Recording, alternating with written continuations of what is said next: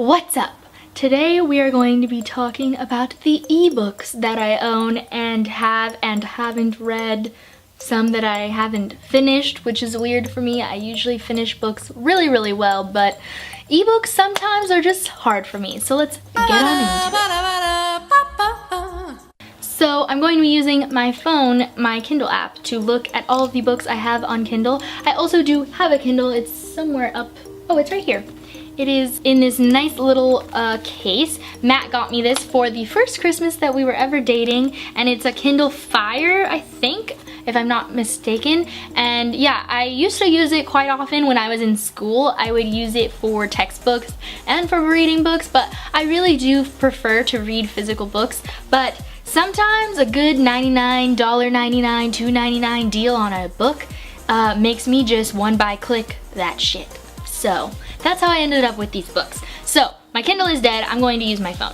So I have Trapped in Silver by Emily Soden. This was an Of Tomes published book, and I was part of the blog and Twitter showing off of it, so I received a copy. This book I think is a fantasy, and it does have some thriller elements. It's the first in a series, and it's about a 17-year-old girl named Ava who is kind of hunting, kind of like a Katniss Everdeen feel. Some men end up trying to capture her, but it is a struggle, and then life ensues from there, and it sounds really intriguing and thrilling because I love me a good female escaping story from creepy dudes, which is like really common in real life. So the second book I have is A Loss for Words, The Story of Deafness in a Family by Luann Walker. This is a story that I didn't have to read for any of my classes because they switch every year, and I just ended up having to read the other one, which was Deaf Like Me. I actually have a review of that novel up on my channel from a really long time ago. True story about written by a woman. It's kind of like a memoir about her growing up with deaf parents. She's a CODA, a child of deaf adults, and so it's all about how growing up with deaf parents creates this environment where you end up being an interpreter a lot for them, and just kind of the struggles that come along with that, but also the things that she really loved about having deaf parents and the different cultural values and all that stuff. I did start reading this, but I never ended up finishing it. I just put it down because, like I said, sometimes Kindle is just not my thing. I really wish I had this book in hard copy or like physical copy. I also have This Savage Song by Victoria Schwab on here. Still haven't read it. It's the first book in her duology about monsters and something or other, and maybe the monsters aren't the bad ones and stuff like that. I don't really know a lot of it, but Victoria Schwab writes really well, and she always writes those like not good, not evil characters, and I always really enjoy them. So I really do need to get to that. Welcome to the Shadowhunter Academy by Cassandra Clare, which is the bind up of the short stories that follows after the end of The Mortal Instrument. So I don't want to get too much into what the plot is about, but it basically follows after the Dark War and the Mortal Instruments. A lot of Shadowhunters have died, and so they are bringing a new set of Shadowhunters up and, you know, teaching them how to be Shadowhunters and things. And Matt just came into the kitchen and now I feel awkward. I hate them. You got headphones on and he's just smiling at me. You creep. I actually already have read this book. I got it from the library instead of reading it on my Kindle. The next book I have on here is George by Alex Gino, which, oh my god, I actually read on my Kindle. It's a children's novel about a little transgender boy named George who was born a girl, and he is going through like how to deal with being transgender in like elementary school. He wants to be in the school play, but he doesn't want to play the girl characters, he wants to play the boy characters and all this stuff, and it made my heart feel good that this book exists and it's for kids about transgender. The next book I have is The Archive by Victoria Schwab.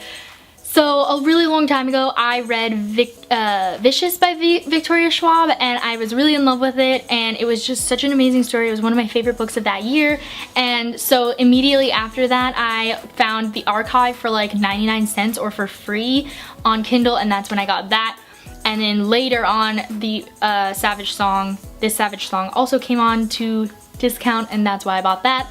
But I'm just like slowly collecting all of her books, but I haven't read any of them except for the Darker Shade of Magic now, and also Vicious, but I just want to read more of her all the time. The next book I have on here is Me Before You by Jojo Moyes. I read this on Kindle. It was really depressing and sad. I remember we were on a road trip to coming home from San Diego, me and Matt was driving and I was reading in the car on my Kindle, and I was sobbing, and I hadn't even finished the book. I was like 2 chapters away, and I turned it off and was just like sobbing so hard I couldn't see, and Matt was like, "Did you like the book?" And I was like, "I haven't even finished it." And then I finished it when we got inside. That had happened like right when we got home. The next book I have here is Mist and Whispers, which is the first book by C.M. Lewis in a trilogy. This is another fantasy novel that was published by Of Tomes that I received in order to do some of the promotions for him when he was first promoting this book. So this sounds like one of those books kind of like Ink something. It's very like dystopian sounding, where the world kind of fucking sucks, and this guy owns a bookshop, and then the book comes to life or something or other, and so yeah, and I think that's where you get some of the fantasy elements. Next book I have is Shearwater, a mermaid romance by D.S. Murphy, and it's actually part 1 of the novel, not the whole thing. I read this in order for an honest review, so I can link that. It was okay. I was really disappointed that it was only part 1. I wasn't under the impression that I wasn't getting the full novel initially. The mermaids are more crustacean than traditional what you think of as a mermaid. They have like really hard tails and stuff, and so I remember my biggest problem with it was that it didn't make a lot of sense how they were able to carry the weight of the bodies that they had, because they come onto land. But me being an anthropology major, the reasons there's no such thing as giant lobsters or anything is because the exoskeleton would literally be too heavy to carry. So that was my main problem with it. The next book I have here is More Happy Than Not by Adam Silvera, which I think I actually read from a physical copy from the library, but I have read it, and I love Adam Silvera. I've read every book he has now. This one was the first one, and it's not my favorite, but it was still really good. In this world, there's a fantasy element or a sci-fi element where doctors have the ability to make you forget something that has happened. Like if you had a really traumatic experience or something like that, they can just make you forget the whole thing. And we know that our main character's dad died, and we know like some things are going on that maybe we don't have all the information. It's kind of like an unreliable narrator, and our main character is basically trying to decide if he wants to do the procedure to forget something. He's like contemplating suicide too, and it's really, really emotional, and it's really, really good, and oh my god, it was great. The next book that I have is Volition by Lily Parody, which, oh my gosh, I loved Lily Parody's writing. Lily Parody is amazing. This book is about a girl who in the past, she's dating this guy, and she seems to think he's the love of her life, and we like are following these two, the past and the present. She ends up not being dating him anymore, and she moves away from the area. She was living in a small town area. She ends up moving to New York, and so she's running away kind of from her problems. So we are getting this past story, but we don't really know the ending and like why it all went down. This book that I have here is Alienated by Marissa Landers, which is an alien book.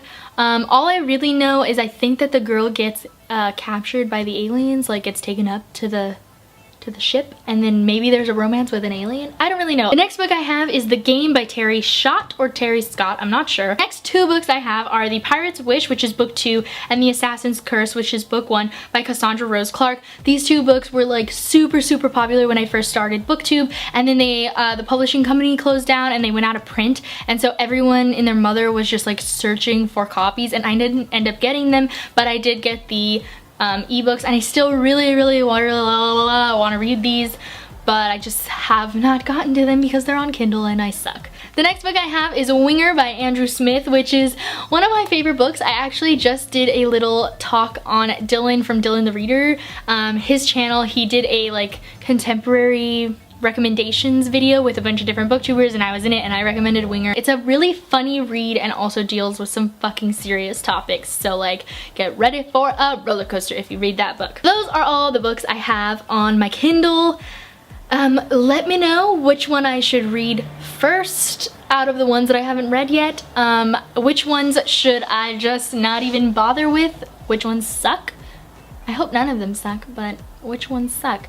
And yeah, I hope you guys enjoyed. Comment down below. Give this video a thumbs up if you did enjoy, and hit that subscribe button if you haven't already. I'll see you guys very soon with a new video. Bye! I wish I could take all the